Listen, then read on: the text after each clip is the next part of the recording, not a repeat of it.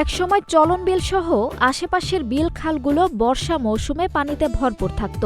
নদী খালে মাছ বাজারে বিক্রি শেষে উদ্বৃত্ত মাছে তৈরি হতো শুটকি।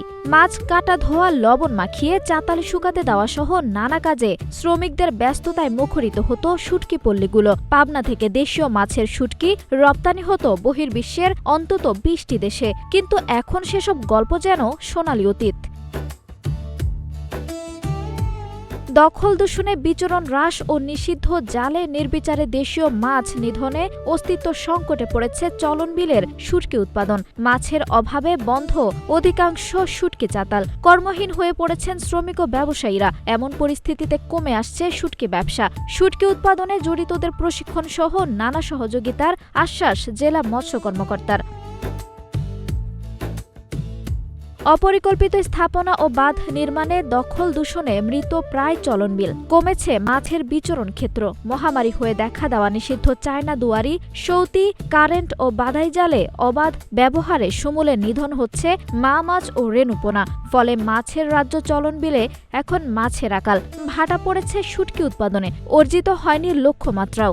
মাছ খুব কম পাওয়া যায়, কারণ দুয়ারি জাল বা বিভিন্ন জালের মাধ্যমে কারণে মাছগুলো খুব কম পাওয়া যায়। এবং এইগুলো মাছ আমাদের সংগ্রহ করা হয়, যেমন পুঁটি মাছ, টাকি মাছ, শিং মাছ, জিয়াল মাছ, খলিশা মাছ, এগুলো মাছ সংগ্রহ করা হয়। সংগ্রহ করে আমাদের এখানে চাতালে শুকানো হয়। সকাল 6টার থেকে মনে হয় সারাদিন টুকটাক চলেই, আসে দুই লবণ দিয়ে ছেটে দিয়েই আবার তুলি, এইভাবে। আর মাছের বেশিরভাগ হলো দানি কাটা আরো তো আসে, বিল কারের জন্য সব মাছ এনে আসে। মাছ এখানে কিনে মনে করেন পর্তাই করতে পারে না, পর্তায় না করতে পারে আড়তে নিয়ে যায়। মনে করেন বেশিরভাগই মনে করেন যে লাভ কম হয়, এই কারণে ব্যবসাগুলো সব বন্ধ করে দিয়েছে। চলন বিলের শুটকি চাহিদা সারা দেশে। দিনাজপুর সহ বিভিন্ন জেলায় চলে যায় এখানকার শুটকি। তবে আগের মতো প্রাণ নেই শুটকি ব্যবসায়ীদের।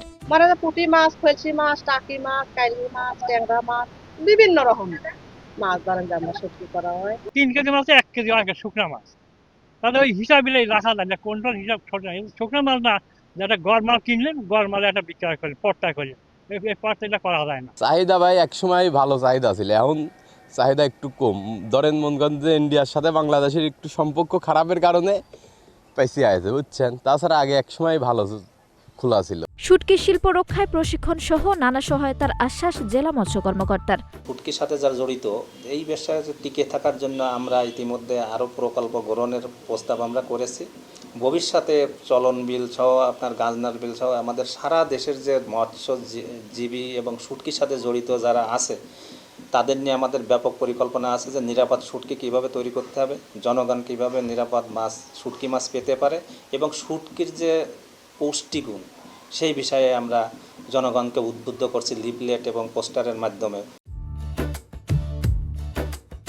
প্রতি বছর বর্ষা মৌসুম শেষে জেলায় গড়ে 50 থেকে 70টি শুটকির চাতাল থাকলেও এবছর তা নেমেছে 15 থেকে 20টিতে। লক্ষ্যমাত্রাও 200 মেট্রিক টন থেকে কমে নেমেছে 150 মেট্রিক টনে। আঞ্জুম হক আরবি, নাগরিক প্রতিদিন।